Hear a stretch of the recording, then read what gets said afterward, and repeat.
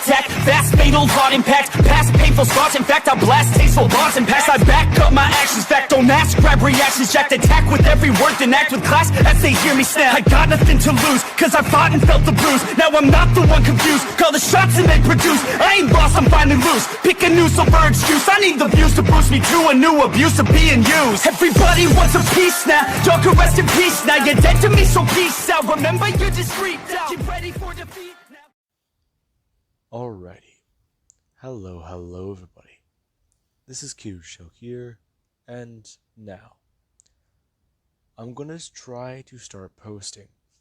I've been sick for just about a week, and I'm finally getting over my cold. It was actually a lot worse than I thought, since I've been sick in a minute. And right now my voice, it actually is getting better. Now, with that being said, hopefully this video, you guys are seeing it. If you guys are, then that does mean I was able to get through the recording and I'll be able to start posting once again. Anyways, with that being said, let me review.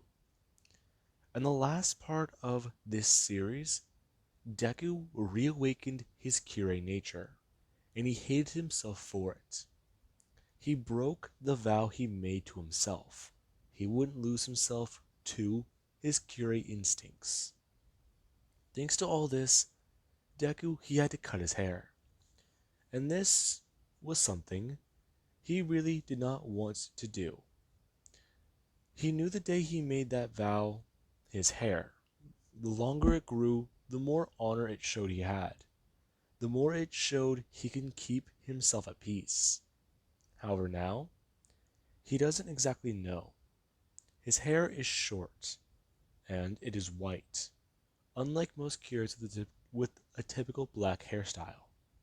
Now, Deku also, with the winnings from the Kengan Annihilation match, he was able to buy his own apartment and move out of his parents' house. Now, with that being said, we do actually have the next day, where Deku, he does drive to UA. And right now, a lot of people are arriving and getting ready for their school day. Some people, they're really excited to know about what's going to be happening today. Others wonder what type of people they're going to meet. And some of the girls are wondering. They've heard rumors of guys being in the class this year. And apparently it's happened some years before. But they're just wondering how many. They know about Endeavor's son, the miraculous miracle child born with 2 abilities for a quirk. And that does surprise them. Now, they also did hear a rumor about this really strong dude. But some of them are skeptical about that, since the fact is he could have cheated, or maybe he just paid someone off. No one really knows. Now, we do actually have in the parking lot, where students, they're pulling up, and some are looking at each other, and others, they're just seeing if they recognize anybody. And you do actually have where a loud car does pull in, as does pull around the corner, and some people, they do see it. It's an old muscle car, or I believe I said a Hellcat, since I believe that's fitting for a demon. Now, I've wanted to see the Hellcat, as it does pull up into a spot, and then out steps a guy, as Deku does step out in the black jacket. Deku having it over his UA uniform jacket, as he does walk away, as he's going to lock the car, and some people, they are staring at him. His hair is short, but it's not that Ryan style short. It does have the tips somewhat black, and someone they do notice it. His hair is going to be at least an inch and a half, maybe 2 inches long, and he's walking towards UA. He has the pants for it, but he's got to be in general studies. But with a car like that, he must have money. That being what some people do think.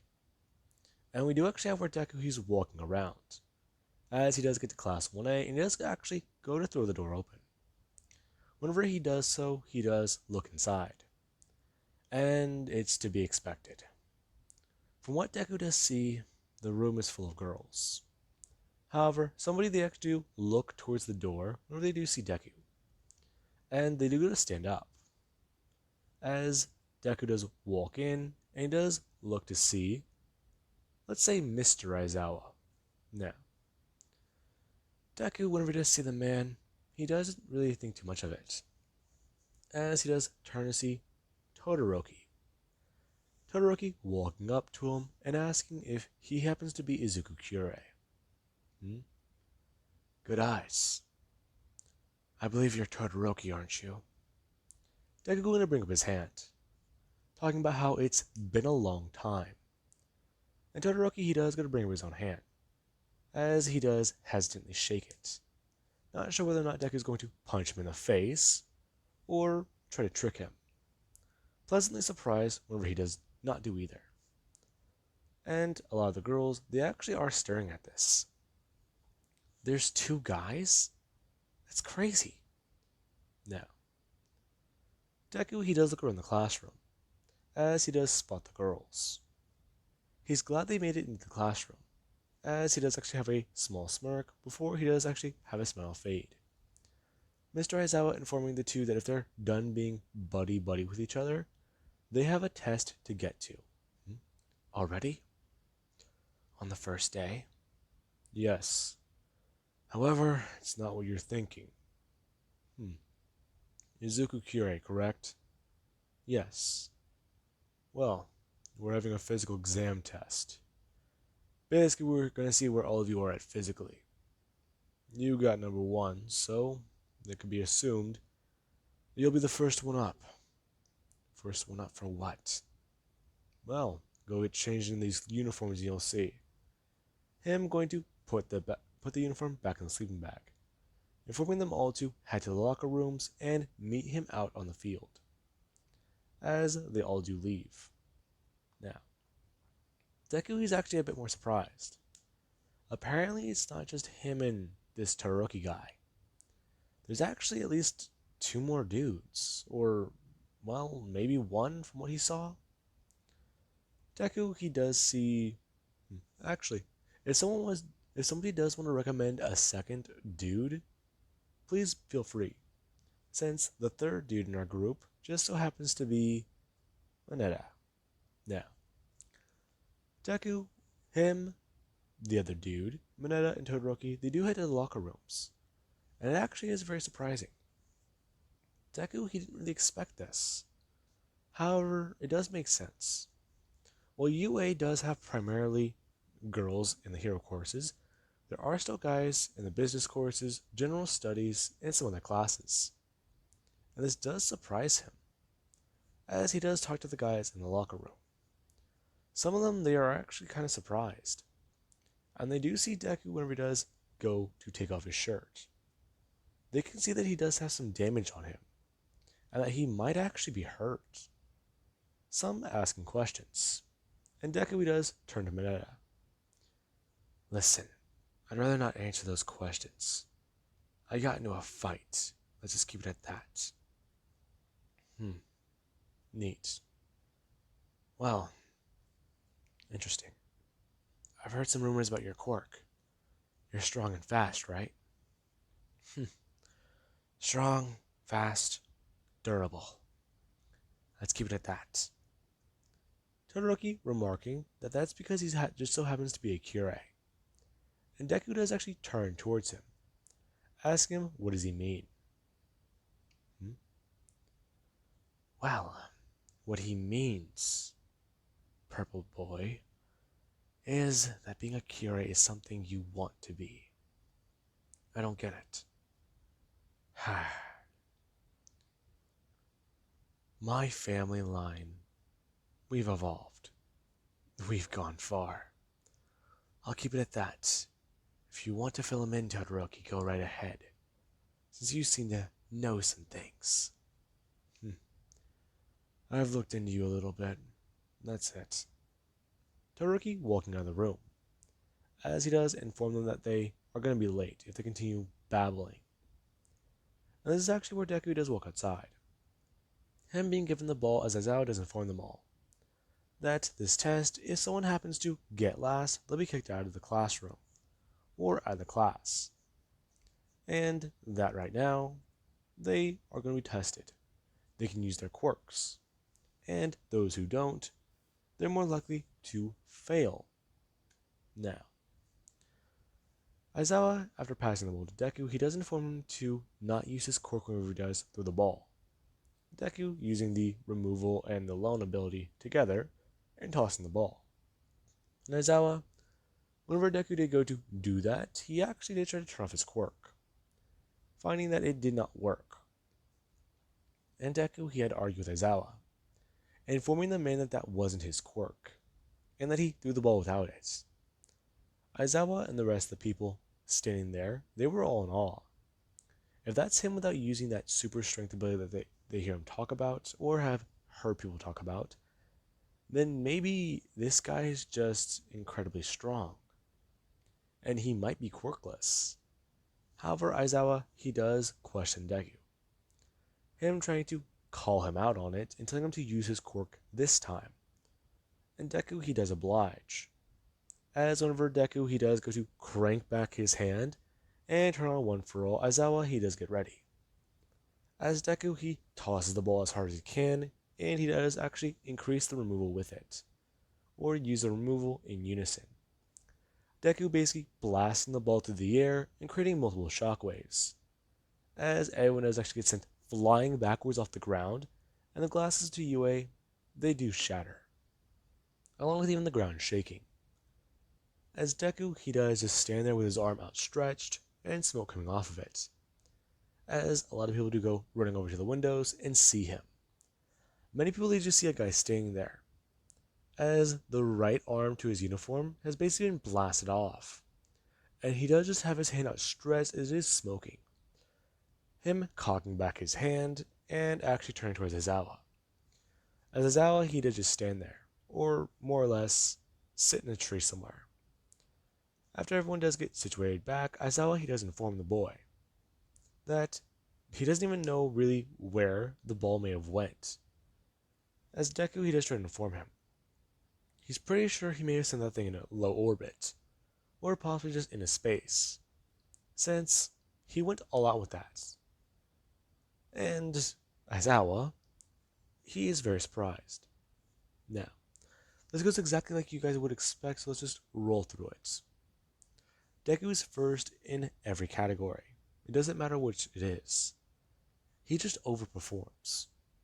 And this does show everybody that Deku, yeah, UA is the place for him. And Aizawa, he does go from questioning Deku's abilities to knowing that they might be legit. He already had a suspicion that Deku was the wielder of One For All. However, to this extent that he could use his quirk, it seems dangerously or just over the top. He's showing off too much. And after he does talk to All Might, he does find out that the boy, he actually is able to match All Might in a fight, in a bit more of his lesser state, or let's just say around 30 to 40%. And that does surprise Aizawa, since the guy is apparently quirkless, and he can still match All Might in that way. Now, we do cut to later at lunch, where Deku, him and the girls are all sitting together. And a lot of people, they are staring at him. Deku can feel the eyes on him. Right now, he doesn't really know what to do. He's kind of made a name for himself already as the guy who's just super OP. And he doesn't really know what else to say. He wanted to keep a low profile at UA. But right now, yeah. The threat of expulsion was something he took seriously.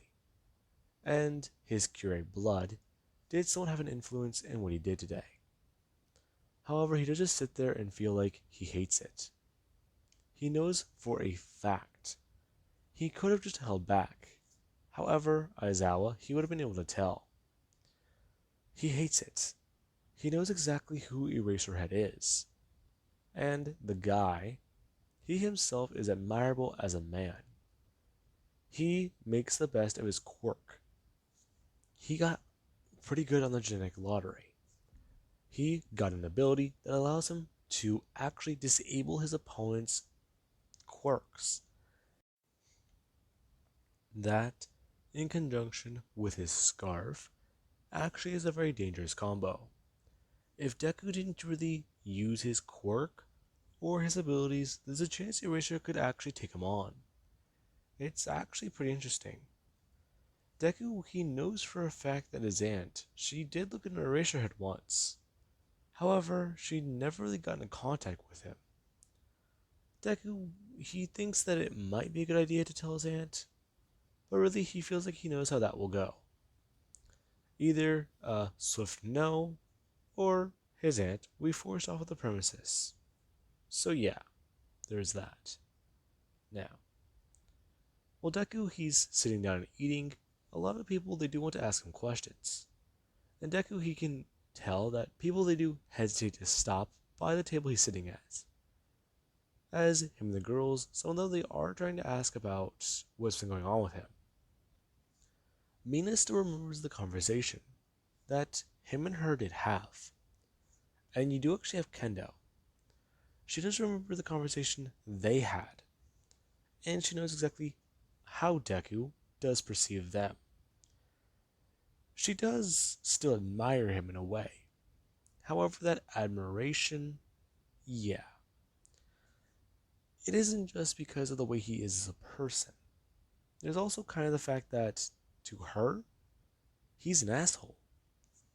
Yes, he is her friend. He trained her and he gave her the abilities to get into UA.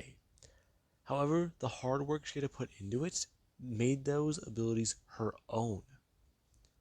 However, she just can't really scratch this feeling. This, well, idea in her mind. She feels like less of a person because she's lost. Because she's not seen as worthy of somebody. She doesn't know how to describe it herself. All she knows is she was called weak by a Kure. And this made her angry. Now, while Deku and everyone they are eating, at least trying to avoid certain topics, someone just come walking up to the table. And they do challenge Deku. As Deku he does see a blonde-haired girl. As he's confused. Her talking about how he's the guy from class 1A, who thinks he's better than everyone else. And Deku he's just sitting there. Kinda caught off guard. As he does see this blonde girl with long hair. No, I don't. Really now? You think that I can't challenge you and become because you're not better than me? Deku just looking at her. Okay. He doesn't even know where to start with this one. This being where Deku he does actually watches Kendo on the end of the table. She is going to stand up. Walking over as the girl, she just does talk about how she wants to challenge him to a fight. And Deku does stare on. As Kendo, the moment she is going to bring her hand up, the girl actually is going to turn herself. Her grabbing at Kendo's hand, talking about how is she going to help her fight? No. You need to go away. You're disturbing everybody. Along with that, you're annoying. This being where the girl, after grabbing onto Kendo, she does somewhat smirk. Going to bring up her hand, and she's going to pull it backwards. Activating the quirk as she does go to throw a giant fist out towards Kendo. And Kendo, after being caught off guard, she does actually go to bring her arm out to block the hit. Her taking it as she's sent flying backwards. Now, Kendo, she actually does go dragging her feet down. As she is going to throw down one of her hands downwards and go to try and stop. Her enlarging one of her hands as the weight of it does stop her. As she does look up. You know, this quirk is weird. However, it does explain how you got into class 1A. The blonde girl turning back. As Kendo, she does face off against the female Monoma. Now, Kendo is angry. As Deku, he does take notice to the copy quirk he just saw. The ability to copy quirks. That's actually an interesting one. He's never seen a copy ability in person. Now, Deku, he does watch the battle. As Kendo should go rushing forwards to fight. And the female Monoma, she does use the copy quirk and fight off against Kendo. Now, UA staff, yeah. Well, usually they are not really allowing these things to happen. The two of them, they need to get this out. If they're going to fight on the first day, they're going to fight on the first day. And the staff's already busy dealing with all the broken windows. So really, what's a table or two? As the teachers, they are watching on, monitoring the battle to make sure that students don't at least get hurt. And you do actually have where Kendo shows actually, after throwing a punch, smashing in the giant fist, watches Monoma's giant hand does go flying backwards. As she does go to decrease the size of it and shrink it back down. Before she does go to try to rush in forwards. And Kendo she does go to bring up her hands and shrink them back down. As the moment Monoma does rush her and grab her, she's actually going to grab her and pick her up a bit. Her trying to rush forwards as Kendo should go stomp her feet back down to the ground. And Deku does watch as Kendo does something he didn't think she would actually do in this battle. She activates the removal. Or not the removal, the loan, my bad. Now, Deku watches as all of a sudden Monoma, she does actually get picked up and slammed back down onto the ground. Before Monoma, she actually does then get grabbed by one of her legs. Kendo picking her up over the air and swinging her over onto a table. But we're just going to bring back one of her large hands and slamming it down onto the area. As she's going to pull it back and over her head effortlessly. As she does stand there with her hand over her head, looking down at Monoma. Monoma confused, since she thought that was a super strength quirk as well. Her going to get back up as she's going to reach out her hand, talking about how she'll just use that ability, her slamming her hand back down before bringing it back up. And Monoma should just lay there in the small crater that was created, as she does need to go to the nurse's office now. Kendo shrinking her hand back down as she just walked back over to the table. And after lunch is over, she does actually get in a bit of trouble, but she's at least credited with not starting the fight, since multiple witnesses talked about it now. With that being said, we do actually have Deku back at his home. Deku, he arrived back home. He didn't want to train today. He didn't want to at least work out with the girls. He wanted to look at his own abilities, look at himself for a minute. And after Deku does get back home, he does make sure his apartment wasn't broken into, as the things he set up on the door hinges, they aren't messed with, nor are the things on the windows. And Deku does not breathe a sigh of relief, as he does walk into his living room, before just sitting down. He hasn't gotten a couch for this place yet, nor a television, so right now this is the only way he can really think to pass time. Deku just going to fold his legs over as he does go to start meditating. Deku bringing his hands out in front of him and laying them down on his lap, as he does just close his eyes. He needs to focus on this. He needs to make sure he can start to try and suppress these instincts once again. His Kure blood, it's just starting to overwhelm him again. This intense amount of euphoria and rage. He can't handle it all. Well, he can try to resist it. Giving into it, it's bad. And he knows that. But he's so curious about this evolution that he is. This part of his biology that no other Kure has. He wants to learn more about it, but he's scared of it, since it's essentially becoming an icon of bloodlust. And everything a Kure is. Everything about himself he hates. Now, as Deku is trying to focus in on this, he does just start to levitate. Deku not even paying attention or realizing he's doing so, as his body is actually floating off the ground. And Deku, he does just try to focus. He needs to know what's going on with himself. Otherwise, he's not too sure what will happen to him. Now, with that being said, I do hope you guys enjoyed. Have an amazing night. I'll catch you guys in the next part.